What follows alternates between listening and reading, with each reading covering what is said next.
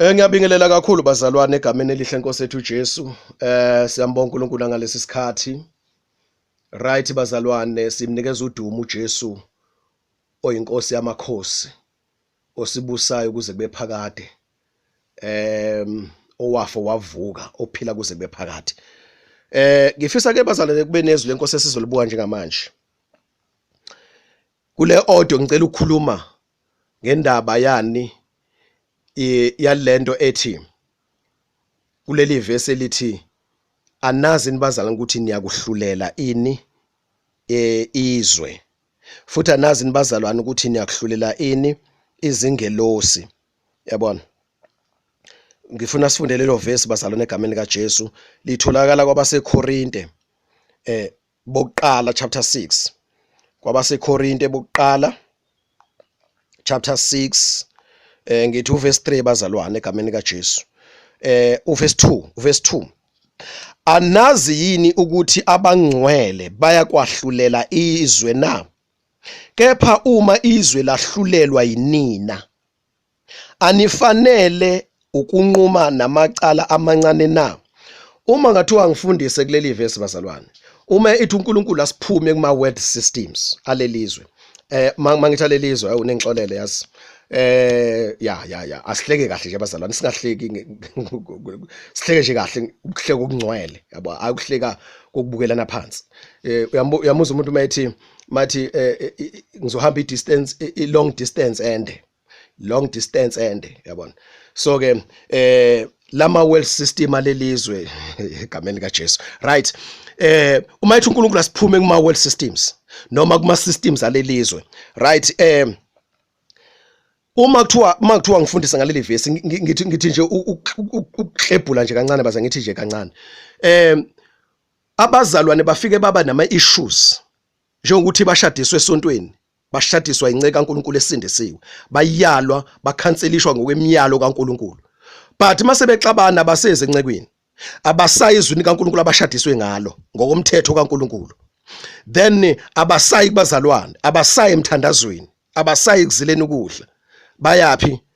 Ngenxa yesystem, ngenxa yecorruption engqondweni zabo, ukuthi khona lento ukuthi uma benixabana lomshado ayawusebenza njani, ama issues abenga resolveka, abengasolveka ngokwezwi likaNkulunkulu. Then umuntu ahambe aye kummeli ngoba unemali, ufundile, uyasebenza, then ahamba aye kummeli, then sibe divorce abantu, sebefaka umuntu ongakholwa. Kunezinto zasembusweni kaNkulunkulu, kunendaba zabantu labaNkulunkulu embusweni kaNkulunkulu okumele sidile ngazo. Kunabantu abaphiwe uNkulunkulu ukuhlakanipha nokuqonda nokwazi ukuthi ma kunama issues athile bakwazi ukungenelela kulokho. Bangayi labantu kulabo bantu, bathemba abantu abazofike bakhokha imali kubo abangakholwa, ngoba into eqhakazisiwe lapho nethenjiwe yilento ye-system of education, ye-system of academic, ye-professionalism. So ke baxabane noNkulunkulu abantu, then ke lo mzalwane usindisiwe njalo. Then uMphostoli Paul ke wayekhuza izinto ezinjalo kuba seKorinte ukuthi anazini ukuthi nina niyakuhlulela ini abangcwele bayakwahlulela ini izwe na? Right? Uma izwe lehlulelwa yinina, anifanele ukunquma namacala amancane na? Number 3, lokhuzana verse 3. Anazini ukuthi siyakwaahlulela izingelosi na? Kakhulu ke okwalokhu kuphila, right? Uyabothi lana ama categories awu2 lana. Right? I-category yokuqala kufuneka thina sikwazi ukuhlulela, to judge trivial cases. Yabona, trivial disputes. Yonke into engaphakathi kwethu singabazalwane, yongaboni ngasolinye. Khona abantu uNkulunkulu abaphi wisdom to judge, yabona, to judge, to solve ama problems, to counsel, to advise, to give ama solutions kuma challenges, kuma problems asuke khona kubazalwane. So are we not competent enough to solve ama problems? Pho makusithi kunengceko ngokwe5fold ministry, lapha kwi5fold khona abapostoli, khona abaprofeti, khona abavangeli, khona ama-pastors, khona ama-teachers of the word of God in the kingdom of God. Those people bazalwane sithi ama-officer kuse-ofisini lakhe, i-department yakhe, i-office lakhe uhlele kulo, unikeziwe lento, authoriziwe ezulwini ukuthi ahlale kuyona. Uzohluleka lo muntu uma uya kuyena ukuthi ayoxazulula lezi inkinga ekhona bazalwane. ngenxa ukuthi singenwe icorruption yezwe sathembizwe nezinto zalo ngoba sifundiswa khona sithanda khona ngoba kusinikeza imali siyahola kusinikeza udumo lokuthi siyaphumelela sigcine siwela kulabo bantu. Umphostoli Paul ukhuza lezi zinto ukuthi nina abazalwa njengoba nisindisiwe nje yini nizohlulela ini izwe abantu basezweni abantu abangakholwa abantu abangalungile. Ngeke agcine lapho uverse 3 ngeke kuphelele lapho kule category lokuqala. Icategory yesibili nizophinde nehlulele futhi nina izingelosi fallen angels. Who are those fallen angels bazalwane? Is Lucifer. Now wonke 1/3 lokuthiwa waxebuka nawo kuphezulwini. So uzojudgwa how to judge. Then umbuzo uzobe usuthi ke how to judge and when will that happen? Kuyokwenzeka nini lokho? Kwenzeke kanjani? Ngifisa ukuthi sibuke lokho ke kule order egameni kaJesu. Na le teaching futhi bazalwane njalo ivele ngomunye umzalwane ngenye inceko yabona ukuthi ke ake ngikhulume ngalento egameni kaJesu. So njengamanje sekuzosiza labantu abaningi. So nawe mawukhona ukuthi okuvukayo kuwe then ungakwazi ukukushare lokho inkosi mayisisiza then siyokwazi ukuthi sikhulume ngakho. Inkosi yambula bazalwane inkosi ithembekile egameni kaJesu. Right. Anazini bazalwane ukuthi abangcwele bayakwahlulela izwe. Kepha uma izwe lahlulelwa yinina anifanele ukunqoma namacala amancane na. Then abazalwane bayohlulela kanjani izwe? Bayohlulela nini kuphi? Right. Anazini ukuthi siyakwahlulela usethi manje siyakwahlulela izingelosi na.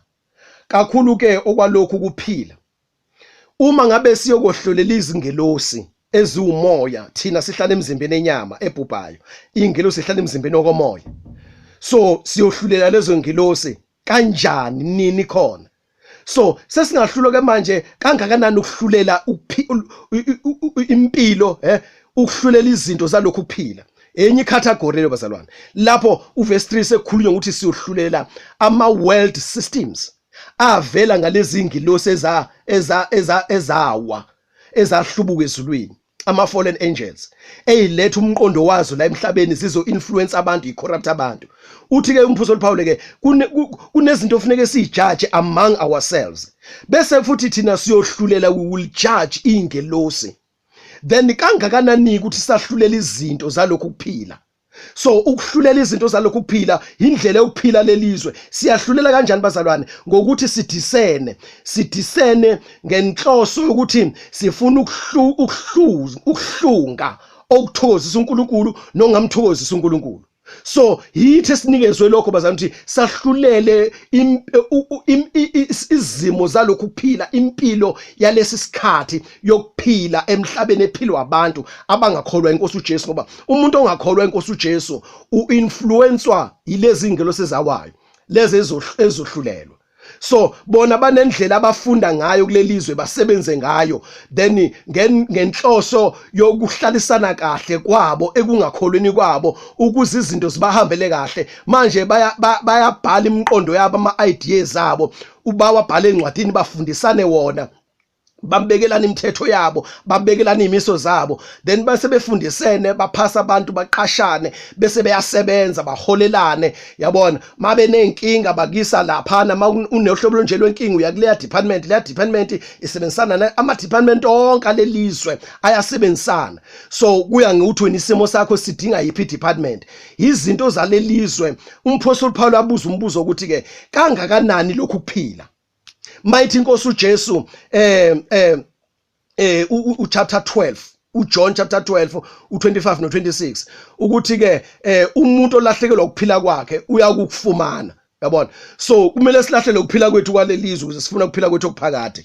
So ke ngicela ukugxila ke embuzweni bazalwane ukuthi when and how siyohlulela nini kanjani na.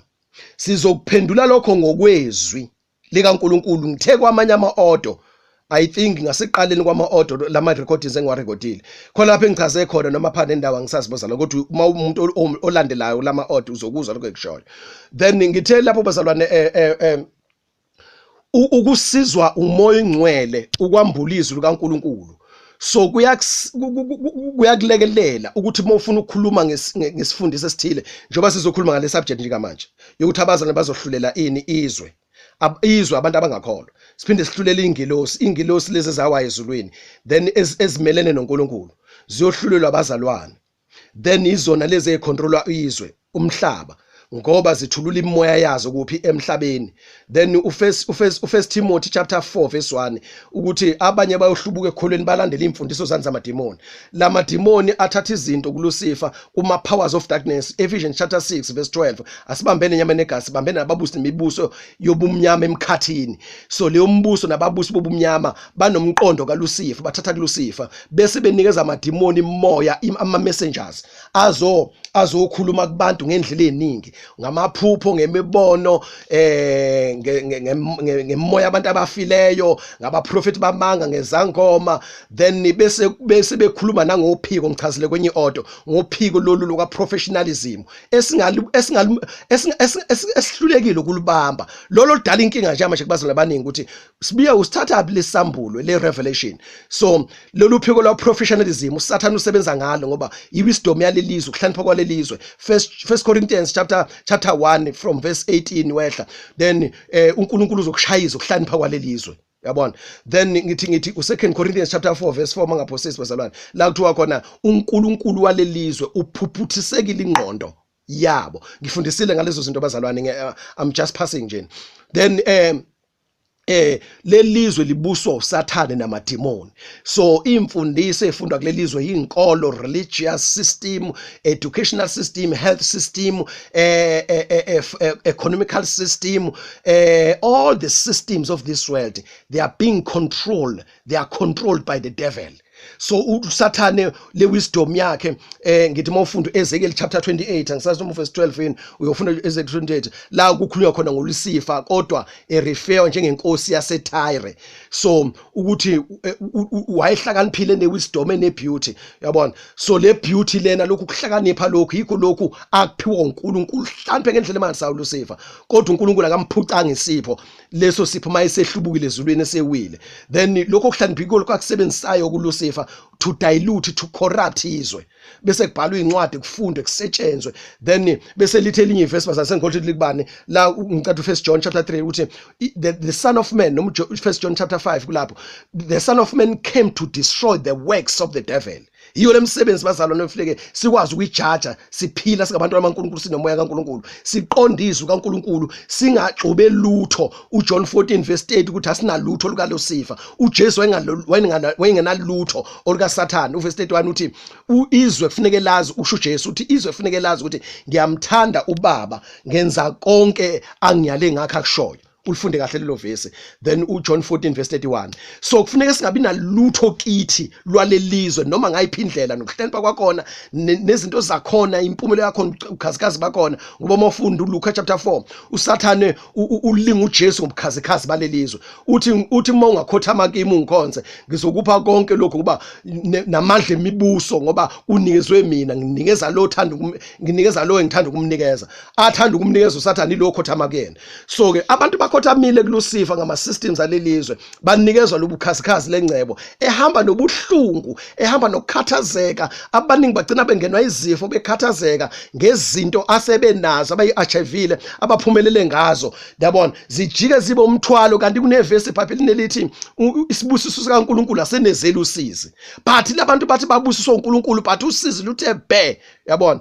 Then kunomhlabeleli bazalwane ukuthi nantu usizi luthe phahle thela umoya oyingcwele nantu usizi luthe phahle sithi sibusiswa uNkulunkulu kodwa usizi luthe phahle bazalwane. Kuningi bazalwane ukusikhathazayo abanye bagcine befile ngempela ama worries yabona nje makuthiwa imali yakho 5 million wakho obusuthembele kuwona ukuthi uzokwenza izinto then uthathiwe umuntu avela aquleke phansi ashawe inhliziyo afa ngcwatsha izinto zalelizwe bazalwane.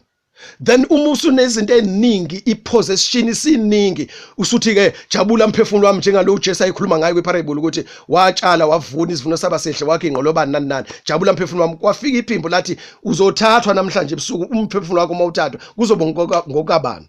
Labo abantu mabecabanga izinto asebe achievile bethi bayabuka ukuthi zizosala nobani emhlabeni then bashawe inhliziyo bazalwane Yabona, so kuningi bazalwane, so asikwazini manje ukuhlulela lezi zinto bazalwane.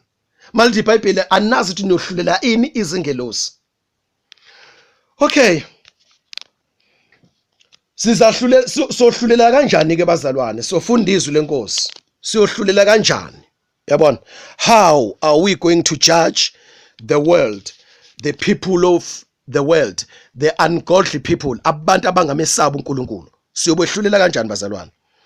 Okay, how are we going to judge the angels, fallen angels? So mayithu Jesu singalithandizwe nakho konke okwalo, sikhishiwe ezweni, sasikhishwa bazalwane ukuze sibe ngabanqobi. Uma uJesu ekhuluma kakhulu esambulo 2 no chapter 3 uthi onqobayo, uJesu ulindele ukuthi sinqoba ini inkanuko zezwe. U1 John chapter 2 verse 17 uthi izwe nenkanuko yalo kuyadlula. So lezi zinto ezizenkanukele ethu uSathane sesiphumelele bazalwane, sidla kahle, siphuza kahle, sigqoka kahle, sihamba indawo ephezulu, siflya, sijabulisa, sithokozisa ngemali yethu ngoba sifundile, sisebenza kahle.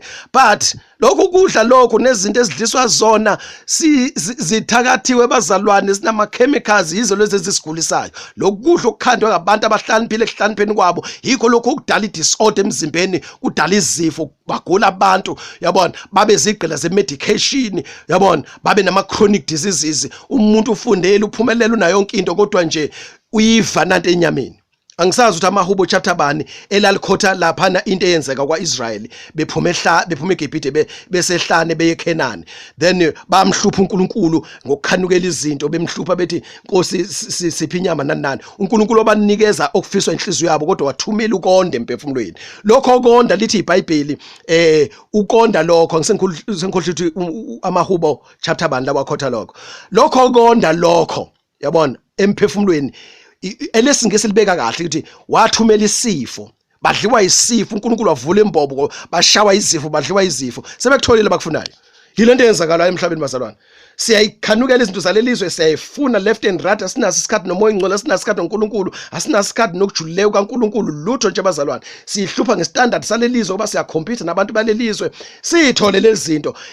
Iqalekise ehamba nalezi zinto bazalwane, ngoba lezi zinto zi-influence uSathane, ziyasishaya nathi, ingakho sishayeke kanje silibandla likaKristu, ingakho amandla evangeli edrophe ngalendlela bazalwane. Indaba na ama-cases ahamba nalempumelelo yalelizwe ayasishaya nathi. Mawufunda isambulo 18 verse 4 ngithi ukuze ningahlanganyeli okwezinhlupho, yabona, ningahlanganyeli okwezinhlupho zale eBhabhiloni. So ningahlanganyeli okwezono zale eBhabhiloni nokwezinhlupho zalo. Ufunde kahle lo verse isambulo 18 verse 4. So manje thina sihlanganyele okwezono through ama-systems alelizwe, bese kuthi inhlupho zalo, izinto eziza ngenxa isiqalekiso sokuba disobedient, because i-curse is to be disobedient to God's word. So ukungalaleli izwi kaNkulunkulu kuyi-curse. So ku-attract amademoni noSathane. uSathane uthola ithuba lokuthi angene a-destroy impilo yomuntu, alimaze impilo yomuntu. So manje nathi kuyasi-affecta lokho bazalwane. But iBhayibheli ithi asiphume phakathi kwabo singathi into engcolileyo, sizihlambulule, singcwelise, sihlukanisele uNkulunkulu. Ukwenze njalo ukulalela uNkulunkulu is a blessing. Yabona, siba ne-blessing kwezempilo, siphile physically. Khona izwi lisho njalo encwadini ezakho ukuthi masidla izwi kaNkulunkulu, ukuhlakanipha okuvela kaNkulunkulu, izwi kaNkulunkulu mawulivalele empilweni yakho, liba umuthi ophilisa ngisho amathambo akho. Okay, Isambulo chapter 20 so funda uverse 4. Uma kuthiwa sahlulela ingilosi, right, asibe nakhe engqondweni bazalana ukuthi lento yokwahlulela ikhona. Uma umbuzo uthi when, uma usulifunde kahle iBhayibheli uyalekeleleka ukuthi uhlanganise umoya ingcwele akukhumbuze nje bathi ngichaza kwenye order. Uyakukhumbuza umoya ingcwele uma ukhuluma ngesubject ethile, akuvuselela verse awalethe lama verse ngoba uwafundile, bese usupport ngawo lesi sifundiso sifundisayo.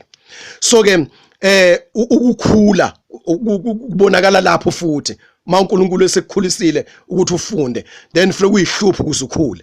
So akhona amavesi la akhuluma khona a day of judgment, lukhona usuku lokwahlulela. So ke sizolivula ivesi elifana elisho lokho, yabona, then usuku lokwahlulelwa lukhona olumiswe uNkulunkulu. So ezwini likaNkulunkulu lukhona lolu suku lolo. Sefuneka sicheke-ke manje ukuthi ikuphi la inkosi uJesu izohlulela khona umhlaba, iqoqa abantu bonke, izizwe zonke, imindeni yonke, bonke amakhosi omhlaba waqoqa izowahlulela. Funeka sithole futhi lelo verse lelo. Then funeka sithole ivesi ukuthi makuvela ukuthi uJesu ohlulelayo, then kuthiweni-ke ngalaba abasayida noJesu, abakwiphathi kaJesu, then abaseqenjini likaJesu, so abalandeli bakaJesu. Then funeka kuvele sifunda amavesi ashoyo ukuthi uthi uJesu, lithi iBhayibheli, uJesu mayibonakala siyobe sinaye. Uthi uJesu onqobayo ngiyamenza ukuthi ahlale ehlalweni sami sokubusa, ngibuse kunye naye. Funeka siwacheke lawo mavesi sikhumbuzane wona. Ukuthi okay, noma kungevele ngqo lapha abazalwane behlulela khona uSathane, behlulela khona abantu abangakholwa balelizwe, kodwa uJesu mayesenza lokho uyobekwenza kanye nani nabazalwane abangcwele. Okunye uJesu uzothe kwenza ehlulela abangakholwayo, abahlulekile emhlabeni, ehlulela ingilosi zobumnyama. Abanye abantu uJesu abanqobile uzomisa bona, athi nina kwafika izwi lakhuluma nahluleke ukulithatha, laba lafika kubo balithatha banqoba. Then okunye kwahlulela kuqhamuka kanjalo ngokuthi lo onqobile engashongo lutho, yabona, expose lo nganqobanga. So i-judgment iyaqhamuka futhi in that manner. Funeke siwafunde futhi lawo mavesi lawo. Singa expect kuphela la sibona khona abazane behlele esihlalweni bejaja ke manje nina country thile yasemhlabeni nabantu benu animkhonzanga uJesu ngakho hambane esogweni. No, yabona, ngenkathi uJesu ehlulela uzothatha laba abamlalelile nemiyalo yakhe banqoba, then athi mayikhuluma nalaba athi lo ubephila emhlabeni njengawe, kodwa ukwazile ukuthi mayizwe imiyalo yami wayenza, nangu njengamanje nginaye, ngibusa kunye naye, wena pho kwenzakaleni. Ngenxa yalokho kusho ukuthi wena into ekuhlulile bakhona engabahlulanga, kusho ukuthi wena inkingi kuwena. Ngenxa yalokho you are being condemned. In other words, the condemner of yourself is you, is yourself. So the one who condemns you is you yourself. Wena izlahlayo ngokuthi ungalaleli, yabona, wena umbhubhisi wakho. So lo muntu ukonqobile uwahlulelizwe ngonqoba kwakhe, then uyireference manje yokuthi uJesu mayahlulela athi uJesu nami njengalokhu nginqobile, ngahlala esihlalweni kanye isikababa kanye nobaba, nonqobayo naye uyohlala esihlalweni sami kanye nami abuse kunye nami. Yabona, uJesu ulethe ireference ukuthi unqobile. So ke manje uJesu uyothatha ireference kulaba abalahlwayo manje ngoba kobe engasesona isikhathi sokuphenduka lesi, sokuyisikhathi sejudgment, so condemn, ukulahlwa esogweni, ukuthi nina ke manje hambani nekulahlweni kwaphakade ngoba nimlalela uNkulunkulu ophilayo. But nampa engirefeya kubo ukuthi bakwazile bona ukunqoba. That's how the judgment will be conducted. Then again, uma ikhona ke enye bazalwane, ngiyaxolisa ke inceke enkosi ethile ma inaso isambulo salokho, ngingasijabulela nami ukusithola ukuze ngikhule kulelo hlangothi egameni kaJesu. So ke ake sibhukeke asibheke amavesi athile ke bazalwane, right? Sizofunda ke manje okay, ake sifunde kwabase Thessaloniki yabokuqala chapter 4 verse 17. Chapter 4 verse 17. Okay, verse 17, khona thina esisekhona sisasele siyakuhlwithwa kanye nabo emafwini, sihlangabeze inkosi emoyeni. Ngifundisela leso sifundiso bazalwane, ngeke ngisagcila kusona. Kanjalo ke siyakuba nayo inkosi njalo. So lithe lesingisi, we will always be with the Lord. We will always be with the Lord. Siyakuba nayo inkosi njalo. Once sahlwithwa emhlabeni sahlangana nenkosi emoyeni, sesiyakuba nayo njalo, ngeke sahlukana nayo. Uma sekukhulunywa ngoJesu emva kwerapture, okwazi ukuthi makhulunywa ngoJesu nebandla lelapho. Uma khulunywa ngoJesu njena after rapture, anything ethinta uJesu after rapture nebandla lelapho, siyakuba nayo njalo inkosi. Angithi yabona. So ke bese kuba neverse lapha futhi kwabaseKolose, uKolose chapter bani, chapter 3 uverse 4. Yes, kwase uthi ke nxa ebonakaliswa uKristu ongukuphila kwethu khona ke nani niyakubonakaliswa kanye naye ekukhazimuleni. Right, uLuka chapter 9 from verse 23 lapha wehlu yezansi ko26 uthi uJesu onezinhloni ngami nami ngiyoba namahloni ngayi lapha indodana yomuntu iza ngenkazimulo enkulu yayo neka baba nezingilosi ezingcwele. Bese lapha kuMateyu ngithi uMatthew chapter 24 ngasemavesini lapha uthi uJesu indodana yomuntu bayibona izemafini ngenkazimulo enkulu. Yabona, so lapho uJesu ebuya emhlabeni uyobonakala ezizweni zonke. Uthi ke uJesu uzobonakala ekubonakaleni kwakhe enkazimulweni yakhe, nathi siyobe sikhona kuleyo nkazimulo sibonakale kunye naye. So bayongibona njengoba abangaziyo njengoba ngikhuluma bayongibona nawe mazi umntwana kaNkuluNkulu nawe uyozibona bayokubona nawe abakwaziyo ukuthi wena uwe lusi bani lona enkazimulweni kaJesu.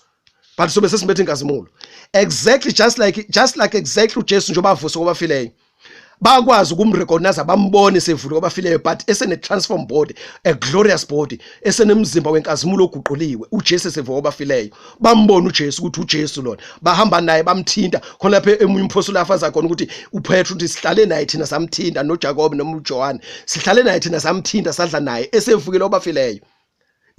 Esenomzimba wenkazimulo. Nathi mase siguquliwe ehluthweni sathola imizimba yenkazimulo, mase mbulu uJesu esezovela emhlabeni siyobe sinaleyo mzimba leyo sibonakale thina uqobo. Ileli verse elisho lokho bazalwane. Right, kusho ukuthi ke uJesu ke manje maye sehlulela izizwe kubonakaleni kwakhe uJesu okugqama ukuthi yena ozohlulela izizwe zomhlaba. So uJesu ekubonaleni kwakhe ehlulela izizwe zomhlaba abantu abaphila emhlabeni nama systems abo, then esehlulela noSathane oyicorrupter yabantu emhlabeni. So uJesu ovela enza lokho, kodwa iyazi ukuthi uJesu lapha ekhona. Ngithi mawufunda uJohn chapter 14 wehla lapha uqala verse 1 wehla khona iverse ozolithola udlana lithi la ngikhona ukuze la ngikhona nabo babe khona nami.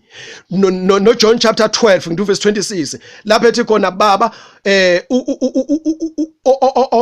olalela indodana yomuntu uyo onarisha uNkulunkulu ukuze la indodana ikhona la ngikhona nabo futhi babe khona. So ofunda kunefeseli kanjalo uJohn chapter 12 verse 25 26 ufunde lapho no John 14 from verse 1 wehla. So la ekhona uJesu ifakazela lento ukuthi la ekhona uJesu nathi siyobe sikhona sesihlithiwe njalo ngithi. So mayibonakala uJesu literal physically nathi siyobe sibonakala physical literal.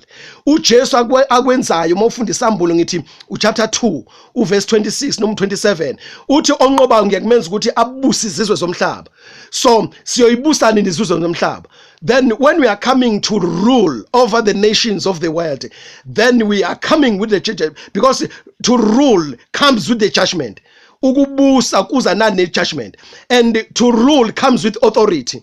I-authority yinto igunya mandla, the power okuthi usho into yenzeke ingaphekiswa. So azathi verse 27 isambulo 2 ngiyokunikeza ukuthi uba uyibusa izizwe zonke ngentonga yensimbi, kusho ukuthi ngesandla esiqinile. Isandla esiqinile umthetho kaNkuluNkulu lo manje abangawufuni abangakholwa. So when we are coming to judge the world, the people of this world, the ungodly people, the heathen, the pagans, labo kuthiwa siphume kuma systems abo, when we are coming to judge them, siyobajaja ngomthetho kaNkuluNkulu. Ngoba uJohn chapter 5 ungixolele mangakhothanga kahle iverse noma uverse bani, verse 40 something. La ithi khona uJesu, mina ngosuku lwahlulela ngomuhla wokuphela angikwahlulela umuntu. Useyibona ke lento yosuku lokwahlulela uthi khona luyavela phepha phela ukuthi there's a day chosen by God ukuthi kuyohlulelwa abantu ngalo. So ke sizowafunda lo mavesi bazalwane. So mayithi uJesu ngosuku ngomuhla wokuphela mina ngeke ngahlulele umuntu, kodwa amazwi engiwakhulumile, the teachings, the commands, abantu abangawafunanga ngoba benaka iminako lelizwe, bethatha ama commands abantu emhlabeni, bethatha ama traditions abantu, ama cultures abantu, ama systems nama standard abantu alelizwe ukuphila empumelelo alelizwe, abawathathanga amazwi kaJesu. Uthi ke the very same words that you deny, lawo mazwi wona uqobo lawe ningawanake eningenasikhathi nawo yiwo ayonahlulela. I will be using those words ukuthi nina nahlulelwe bese niyalahlwa ngawo. Yabona? So the importance ukuthi ufunde imiyalo kaJesu, the importance ukuthi uyinikeze isikhathi ngemiyalo kaJesu, because kuzodlula izulu nomhlaba nayo yonke imfundiso yalelizwe nakho konke uphumelelo obukhazikhazi balelizwe kuyodlula kuze kudlule ngisho namazulu, but amazwi kaJesu amile kuze kube phakade, and lawo mazwi kaJesu iwona ayohlulela abantu, and la mazwi kaJesu mongenaso isikhathi sawo ungenasikhathi nawo, then iwona futhi ayoba ijaji lakho. Uma umzalwane osindisiwe enamazwi, uma umzalwane osaba uNkulunkulu odela konke kwalelizwe enamazwi, uma bangcwele benamazwi kaJesu Kristu, bayolhlulela izwe kanjalo to answer the question ukuthi how the saints are going to judge the people of this world, the ungodly people. So bayohlulelwa ngokuthi abangcwele banemiyalo kaJesu, athi uJesu ngithi Luka chapter 6 verse 46, ungixolele mangakhothenga kahle, athi uJesu ubusisi ningibizelani ngokuthi inkosi ningakwenze ngikushoyo. Then bese bakhona uJesu lapha asho khona athi babusisiwe abalizwayo, ngithi uMatthew chapter 7 ungixolele, babusisiwe abalizwayo abezwa lamazwi bese beyawenza. Abazalwane bayohlulela abantu abangakholwa ngoba bona bezwe amazwi kaJesu bawenza. Lokho kwenza kwaba amazwi kaJesu is a judgment kulabo abangafuni ukwezwa noma bawezwayo kodwa bengafuni ukwenza. It's a judgment upon them. So mawumbuza uthi ke bayohlulela kanjani abazalwane behlulela abangakholwa, makhulunywe ukuthi bazalwane anazi abangcwele bayohlulela izwe, akushiwe izwe the cosmos, the physical world, kushiwo the people of this world, those who are being influenced by the standard, by the ways of living zakulomhlaba. Then ezivela kuphike ngoba phela konke okusemhlabeni kucosmos kudalwe uNkulunkulu, then okuvela kwi-fallen angel. That's why uMpostoli Paul ukhuluma ngejudgment ebhekiswe, yabona, ebhekiswe kwabangakholwayo nebhekiswe engilozini. Then la ivesi alispecify ukuthi ziphi ingilosi, because kona ingilosi ezingcwele ezulwini bese bakhona ingilosi eziwile, fallen angels. So ke automatically bazalwane umoya kaNkulunkulu uyasifundisa ukuthi akhulunywa ngengilosi engcwele kodwa akhulunywa ngalezi enjani eziwile. It is not in harmony with the scripture ukuthi singajaji oGabriel esingaze sizwe ukuthi bahlubuka uNkulunkulu, singajaji oMichael. That is not in harmony with the character kaNkulunkulu. Yabona? So but iziphi ingelosi ezoyihlulela ilezi eziwile ezenzani ezinamupha umsebenzi, ezinomsebenzi okuletha izifundise emhlabeni, okuletha ama celebrations emhlabeni, okuletha impilo, traditions, okuletha ama religions, inkolelo, yabona, okuletha yonke lento abantu abaphila ngayo, ukuletha ama solutions emhlabeni. Lezi ngilosi iletha izifo, iletha ama solutions, ziletha inkinga, iletha ama solutions, bese abantu beyithatha lezi zinto ngoba bengakholwa amazwi kaJesu. That is how we are going to judge the world and also the angels. All right. Right, izenzo bazalwane, izenzo ichapter bani kambe Nkosi yami. Right, ake sidlule ezenzweni ngizobe ngicheck ngikhothele kahle. Ake siye manje kwisambulo chapter 20. Isambulo chapter 20. Right. Isambulo chapter 20 sifunda verse 4. So funda verse 4 bazalwane egameni kaJesu. Noma sikala ukufunda kuverse 1, Isambulo chapter 20 from verse 1. Right. Lana kwisambulo chapter 20 ekubuyeni kaJesu, uJesu mayesebuye kwesibili, izinto azofika ezenze uJesu ezizokwenzeka ekubuyeni kwakhe ebonakala emhlabeni. Umphiki Kristu, the antichrist, the beast, izobanjwa uyephoswa ecimini omlilo. The false prophet izobanjwa iphoswa ecimini omlilo. Bese uJesu ethumela ingilosi enkulu, lezi verse solufunda nje manje Isambulo chapter 20 from verse 1. uSathane lodukusa izizwe zomhlaba, lofaka ukuhlakanipha kwakhe emhlabeni, lokhu ukuhlakanipha okubambezela abantu ukuthi bangamlalela uNkulunkulu, bangayenza intando kaNkulunkulu. lo Sathane ongcolisa umhlaba, lo Sathane owonisa abantu uzoboshwa. uJesu uzothumela ingelosi enikeza amandla ukuthi aboshwe uSathane, so engabe sadukisa izizwe zomhlaba. Then bese ke uJesu into azoyenza uzobe seqoqa izizwe zonke zomhlaba, khona abazofa abaningi abazofela lapha eJerusalem empini okuthiwa iArmageddon, noma impi ezola izobilwele endaweni ekuthiwa iArmageddon. Then abazofa lapho uSathane eboshiwe nomphikristo sevalelwe kanye nelokhuzana no false prophet, bese kuthi bonke abantu ade belandela uSathane bekholwa uSathane. Uchapter 20 Sambulo sizocubungula lokho, so analyze lokho, so qala kuverse 1 size sigcine verse 4. Ngiyakuhlelela njengamanje. So ngenkathi uSathane eboshwa, then sekusala uJesu manje emhlabeni nabantu akade belandela uSathane, lo Sathane waba kade bemthanda, belalela into zakhe nemfundiso zakhe nempumelelo yakhe, useboshiwe manje uvalelwe lapha, and isigwebo sakhe esika 1000 years evalelwe kwalasha, yabona, engakwazi ukuphuma. Bese kuthi abantu ke manje sebeyabuya bazobhekana noJesu, lo abangamfuni manje, lo abangana isikhathi naye, lo abangafuni ukumlalela, bazobhekana naye uJesu ekubuyeni kwakhe kwesibili. Then ikhumbula ukuthi ngitheni, umbuzo uthi abazalwane bazohlulelana nizwe.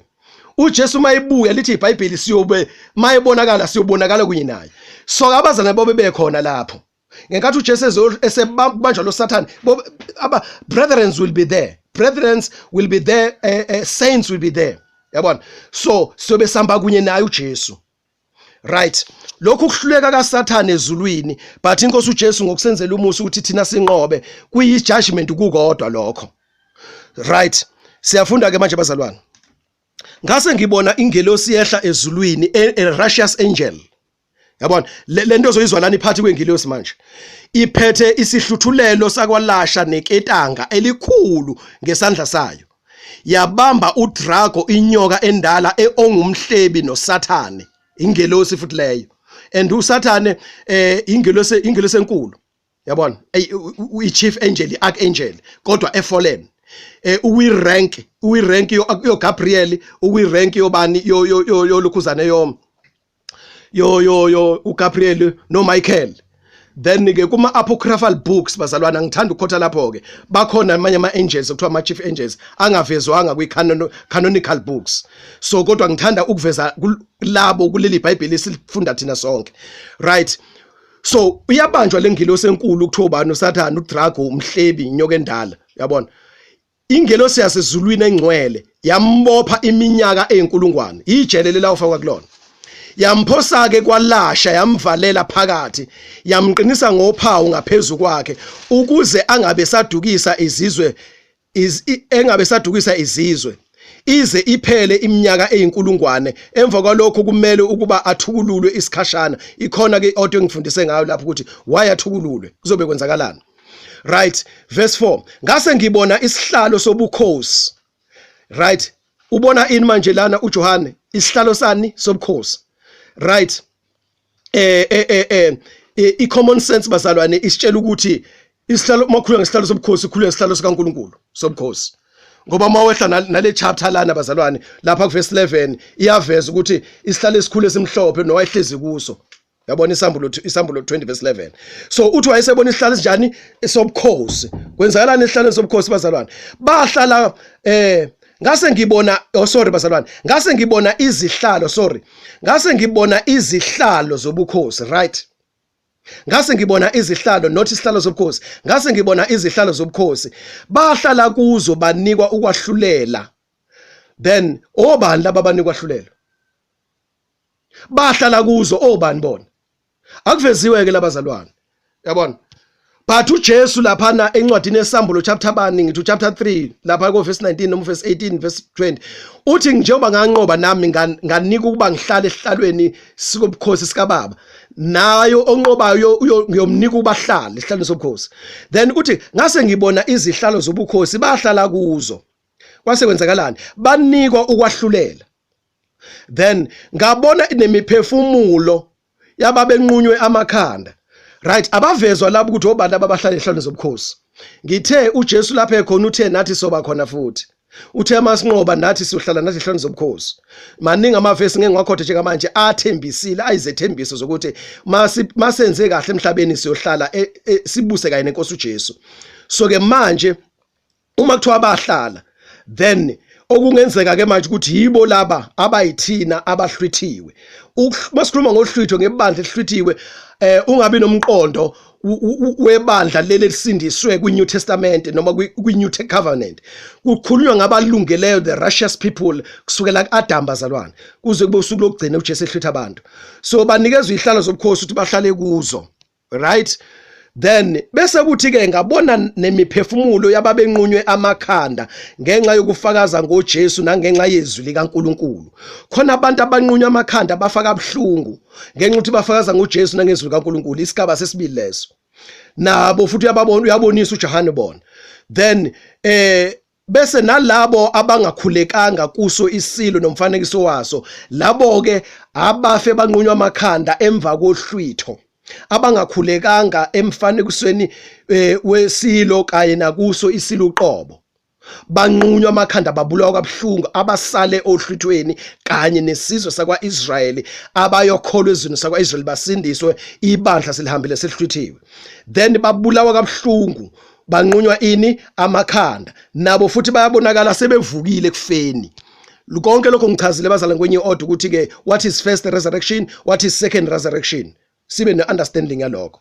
Ngeke ngisaphinda njengamanje, but laba engikhuluma ngabo abahlanganiswa ovukweni lokuqala bonke, right?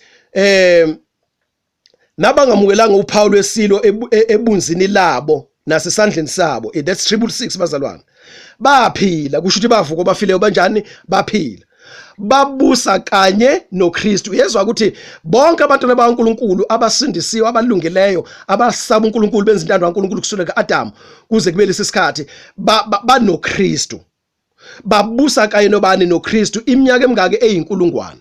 So whatever uJesu azoyenza manje ngokuza kwakhe emhlabeni, uza nabangcwele. Whatever judgment uJesu azoyiletha emhlabeni, okwazi abangcwele bakhona lapho. Abafileyo ababesele kabaphila, right? Ake simeke lapho ke, ake sibukeke njengamanje right, uLuka chapter 11 verse 31. Luke chapter 11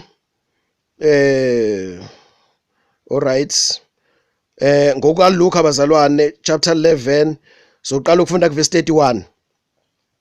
Sizozwa lana ukuthi yini ngifuna ukuyiveza egameni likaJesu.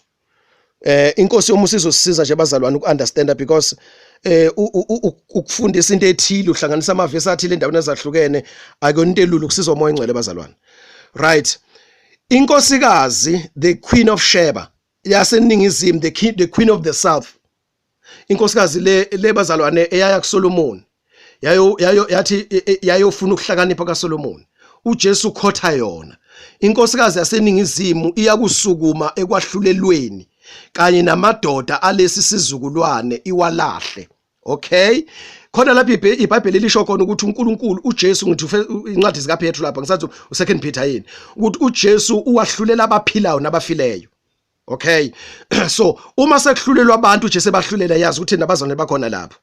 And uJesu imeasurement ayisebenzisayo ukuhlulela abanye usebenzisa bona abazalwane. Then umzalwane owenza kahle saphila emhlabeni enyameni, then laba kabahlulelayo bahlulela ngaye lo mzalwane owenza kahle. Sengichazile lokho engizakuphinda. So i-quotation ke lana ithi ke inkosikazi yaseningizimu, the Queen of the South, iyakusukuma ekwahlulelweni kanye namadoda alesi sizukulwane iwalahle. Ngesikhathi ke kwenzekalana ngokuba yavela emikhawulweni yomhlaba, izakuzwa iyokuzwa ukuhlakanipha kukaSolomon. Bhekani lapha kukhona okukhulu kunoSolomon. uJesu uzubhlungu ngoba uJesu uyinkosi yamakhosi, uyindodana kaNkuluNkulu ongcwele, ungogcotshiweyo kaNkuluNkulu, usekhona mkhulu kunoSolomon. Abantu abakhona ngesikhathi sikaJesu abamlaleli, abawezwa amazwi kaJesu, abayithathi notice into eshiwo uJesu. So ke bakushaya indiva konke okushiwo uJesu, bahlulwa umuntu wesifazane ohamba wofuna ukuhlanipha komuntu, uSolomon kwakuyinceka kaNkuluNkulu inokuhlonipha kaNkuluNkulu, but kwasuka umuntu kwelinyizwe wahamba idistance ethi ngifuna ukuzwa nje ukuhlakanipha okuvela kuNkuluNkulu encekweni yakhe. So isenzo salo wesifazane uJesu uyasikhotha ukuthi saba sihle. So uma lo wesifazane wakwazi ukuthi aye kumuntu owumuntu eyofuna ukuhlakanipha akunikeze uNkulunkulu, but omkhulu kunoSolomon ulana, but animnaki angithi yabona usukulwane lolu olokwahlulela ijudgment leni angithi yabona.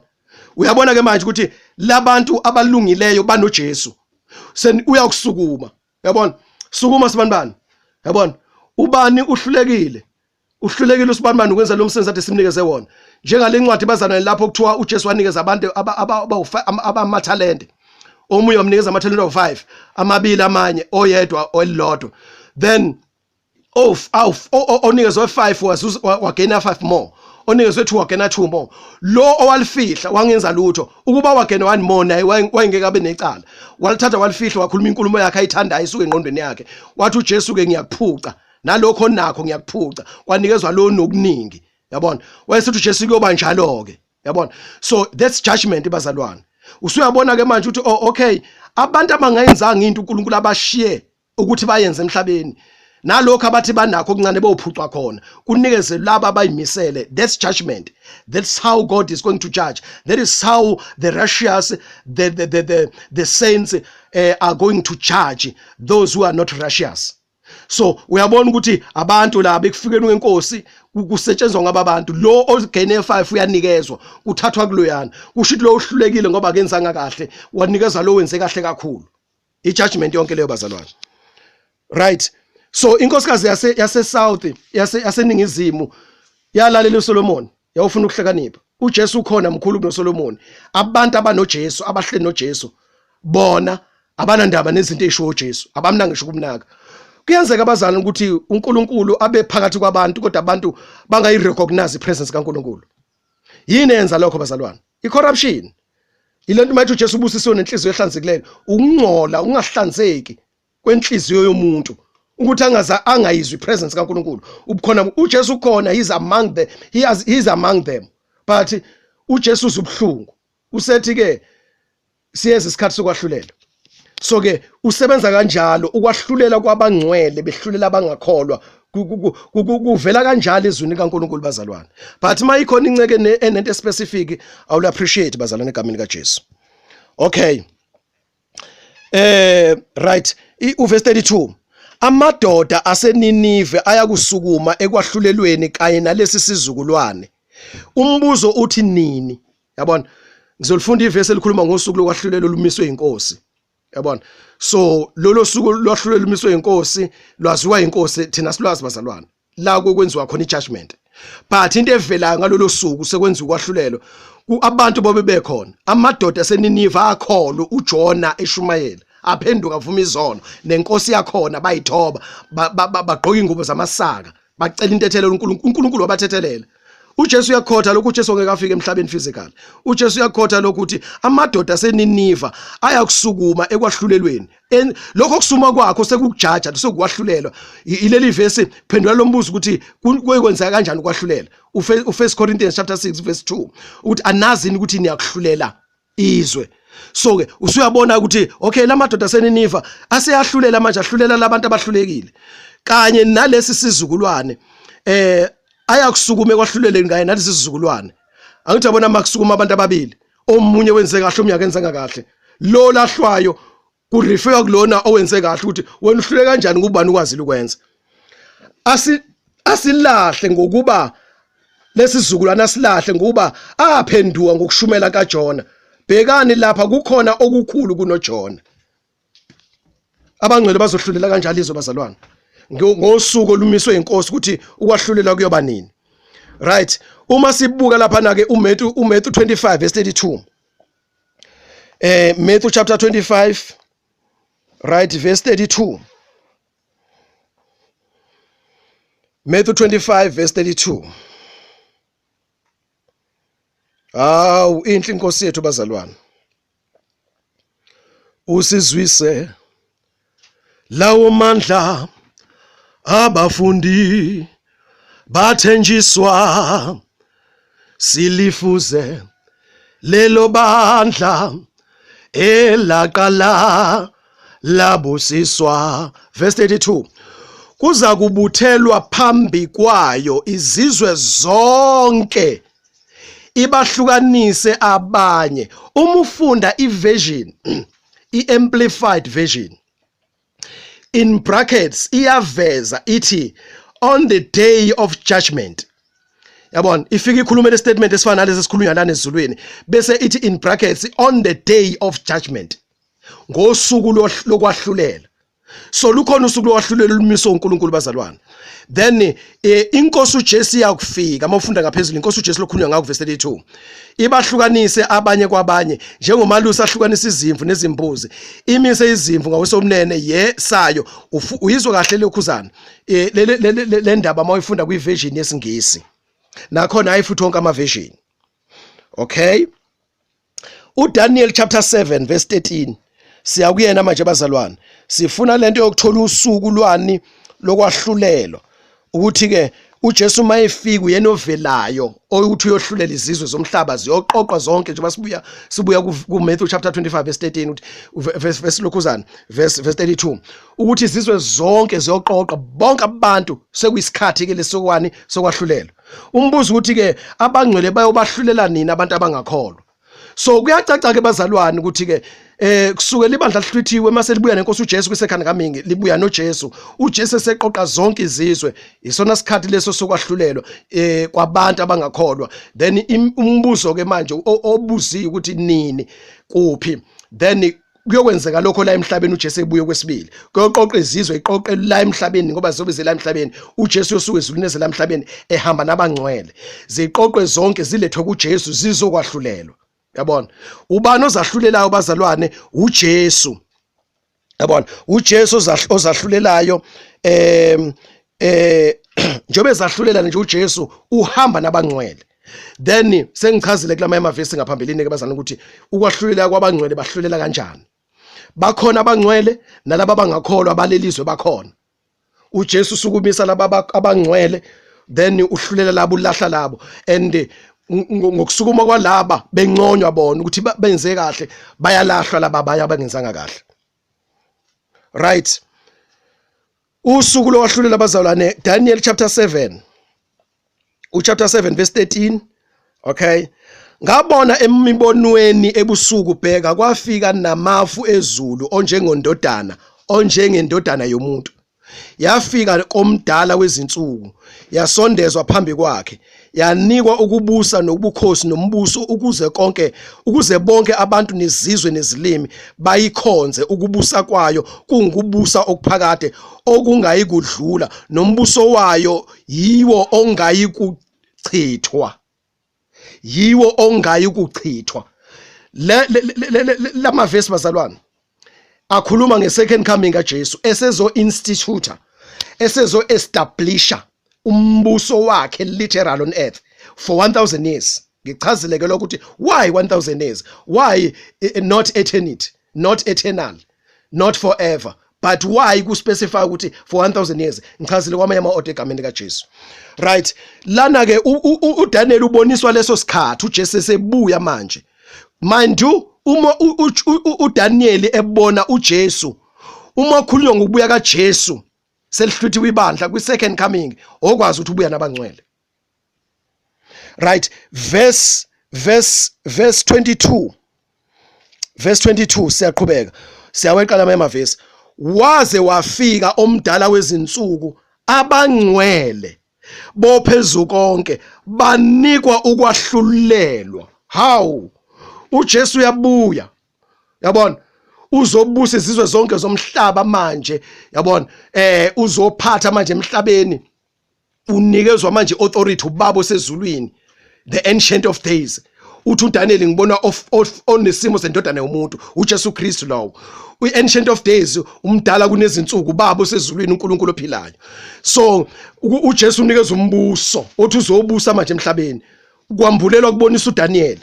Verse 22, uJesu akahambi yedwa, waze wafika omdala wezinsuku abangcwele bophezulu konke obani labo yithi phela thina sonke esihlanganisa kuswela kuAdam size sifike ohluthweni nalabo abavusiwe emva abasale kwiRapture noIsrael lokuzodilwa naye njengoba ngifundisile kwenye audio okuzodilwa naye asindiswe ulokuzana uIsrael after iRapture ku7 years lokugcina no3.5 years lokugcina ababulewe lapho bazovuswa uvuka lokuqala babuye ke nenkosi uJesu kuzobuswa abangcwele bophezulu konke laba bahlengwe inkosi uJesu ngegazi layo. Right, abangcwele bophezulu konke banikwa ukwahlulelwa lapha na uJohane chapter 5 lamafese ngathi angazo 40 bani ukuthi abanye bazovuswa bavuselwe ekuphilweni kwaphakade abanye bavuswe bavuselwe ekulahlweni kwaphakade. So usuku lwani lokwahlulelwa khona abantu abezayo bavuswa bafile bavuselwe ekulahlweni kwaphakade khona benze kahle bavuselwe ekuphilweni kwaphakade but lolu uvuko lwenzeka ngekhathi ezahlukene. Isambulo sithi khona uvuko lokuqala khona uvuko lokugcina lwesibili abavuko uvuko lokuqala ngeke baboniwe ukufa kwani kwesibili. Yabona ngichazile lokho kwami ama-audio ke angisiza ukungena khona. Abangcwele bophezulu konke banikwa ukuini bazalwane ukwahlulelwa kwafika isikhathi sokuba umbuso ube ngowabangcwele. Ini bazalwane umbuso ube ngowabani ngowabangcwele nini khona ekubuyeni kwenkosi uJesu. Then bahlulela kuphi abangcwele bazowahlulela nini umhlaba abangcwele ekubuyeni kwenkosi uJesu bazowahlulela nini ngosuku lokufika kwenkosi uJesu emhlabeni. Inkosi uJesu bazowahlulela kanjani umhlaba ngokuthi inkosi uJesu izothumela ingelosi baqoqwe bonke abantu emhlabeni abangakholwayo bese bezohlulelwa. Uzobe nobani uJesu nabangcwele. Okay, yeah ke bazalwane, right, uverse 27 verse 27 umbuso nokubusa nobukhulu bemibuso phansi kwalo lonke izulu kuya kunikwa isizwe sabangcwele bophezulu konke. Umbuso wakhe uJesu Kristu ophezulu konke ungumbuso ongunaphakade yonke imibuso iyakumkhonza imlalele but iyakumkhonza imlalele. Umbuso azobubusa ngawo uJesu unikezwe bani? Unikezwe abangcwele. Kuyakunikwa isizwe sabangcwele bophezulu konke. uDaniel 7 verse 27. Uma ulalela kahle bazalwane yonke into sengichazile nje manje kule audio umbuzo othi bayohlulela kanjani abangcwele behlulela izwe bayahlulela nini izwe bahlulela kuphi?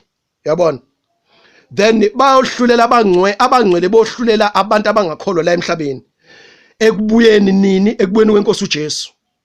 Lolo suku lwaziwa inkosi uJesu, usuku nehoras lwazi. Then bese kanjani? Ngokuthi bona abangcwele njengoba benqobile bayanikezwa manje umbuso. Laba bebengakholwa inkosi uJesu bebengakholwa ivangeli lombuso kaNkuluNkulu, lo mbuso kade bengafuni ukwamukela bazihlukanisele wona bayinikele badele konke kombuso walelizwe ukuze baphelele kulombuso. Bebengakholwa lokho, bebengabaza, be-double minded, benhliziyo mbili. So lokhu kungakholwa kwabo manje laba mase benikezwa second over umbuso phezulu kwabo, sebebusa ngombuso wophezulu konke, benikezwa ukuthi babuse, benikezwa authority, amandla ukuthi babuswe. That action, that movement, that action is judgment itself. Iukwahlulela kwayona. Uyabona abantu mabe kade befunda bonke esikoleni salelizwe samadimoni, kade befunda bonke sebe graduate, then bese kuthiwa hayi ke laba siyabaqhelisa manje ngoba baphasile bashaye phezulu, nanka ama awards sibanikeza wona, nanka amalokuzana ini ama trophies sibanikeza wona ukubahlonipha. Uyabona, bese kuthi laba abangasebenzanga kazimba abangathola lutho abatholi lutho bona. So bayajabha laba abahlulekile, bayajabula laba abenze kahle. So ke isobe sekuyisikhathi sokuprove ukuthi ukhona umbuso wezulu, ukhona umbuso kaNkuluNkulu. Kubiza ukuthi siukholwe njengamanje ukuze sibe ngcwele, sikwazi ukuthi sijabule ngaleso sikhathi usuhand over ukuthi sesibusa. But laba bayoqoqa abangakholwayo kuyobe kukulahlwa kubo ngoba bazobe sebechithwe emhlabeni, bekhishwe emhlabeni, beyiswa kuphi esogweni. Ufunda uMatthew 25 lesifunde khona from verse 32 ukuthi kobe sekuhlunga manje njengomuntu ohlunga imbuzi nezimvu, izimvu phakathi kwembuzi noma imbuzi phakathi kwezimvu, imbuzi zizongaka right bese kuthiwa ngenani nina embusweni nawulungiselwa baba, nina hambani. So kuyobe kuyijudgment leyo. Hayi ke siyabonga abazalwane egameni likaJesu. I believe ukuthi uNkulunkulu umkhulu umsebenzi awenzayo, kuninga kwambulayo kuwe ngokuzwa lenkulumo. Okay bazalwane, Izenzo chapter 17 verse 31, ukuthi usuku lunini okaNkulunkulu lokho. Kodwa iBhayibheli liyaveza ukuthi uverse 31, Izenzo chapter 17 verse 31, ngokuba umisile usuku aza kwehlulela ngalo izwe ngokulunga. Uma uJesu ezohlulela izwe ngokulunga, okwazi ukuthi uzobe hamba nabalungileyo bakhe. Ngomuntu amisele, uNkulunkulu ozohlulela izwe ngokulunga. Uzolhlulela ngobani? Uzolhlulela ngomuntu amisele khona ukwahlulela. Ubani lo muntu lo? uJesu Kristu. uJesu uyinhloko yebandla. Thina singizitho zomzimba kaKristu Jesu, siwumzimba kaKristu Jesu. So awukwazi ukuhlukanisa inhloko nomzimba. La umzimba ukhona, la inhloko ikhona nomzimba ukhona. Bathi inqolo ihamba noselwayo. So ke uma ngabe uNkulunkulu emisa uJesu ukuthi ahlulele ngayo izwe, okwazi ukuthi ukuhlulela kaNkulunkulu ehlulela ngoJesu amisileyo, then uJesu akayedwa, unabangcwele bonke abakholwa nguye, abakholwa ukuthi umbuso methu uJesu ethathu ebeka umyalo ukuthi funani umbuso wezulu nokulunga kaNkulunkulu. So bawufuna labazalwane umbuso kaNkulunkulu, bawufuna umbuso wezulu. Then uma into uyifuna ufika la uyithola khona, mase uyitholile awuyidedeli. So mase ufunile umbuso kaNkulunkulu awuthola nginesiqiniseko ngeke uzudedele.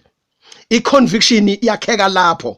So ungabulawa njengoba lithi iBhayibheli banqunywa amakhanda nje babe ne-conviction. I-conviction ukukholwa okukhulu okujulile umuntu angakufela, then ukuthi umuntu ngiconvince ukuthi lento ikhona. So ukukholwa ngeke ukushintshe ngeke uguquke, ongekuguqule. Noma ungambulala umuntu noma ungenzani uyakholwa nje, lento ayikholelwa ayikholelwa. So banqunywa amakhanda ngoba bekholelwa umbuso kabani kaNkulunkulu. Bonke abazalwane abahluphekile belalela besaba uNkulunkulu behlushwa uSathane namadimoni nabantu abasayida noSathane abaphila kulomhlaba, kuyobe sekuyisikhathi sokuthi uNkulunkulu ahlulele bonke labo bantu. Sathane usehlulelwe, useboshiwe lapha eSambulo 20. So manje sekuyisikhathi sokuhlulela bonke abalandeli bakhe abangabantu. So ngokuba umisile usuku aza kwahlulela ngalo izwe, ehlulela ngokulunga lokho abantu abangakufundi njengamanje, okutholakala ngokukholwa inkosi uJesu kulunga, righteousness of God. And mase kuthola ngenkosi uJesu kulunga kaNkulunkulu, then kusho ukuthi uJesu siyamlalela, siyamkholwa, siyamamukela, senza imiyalo yakhe uJesu.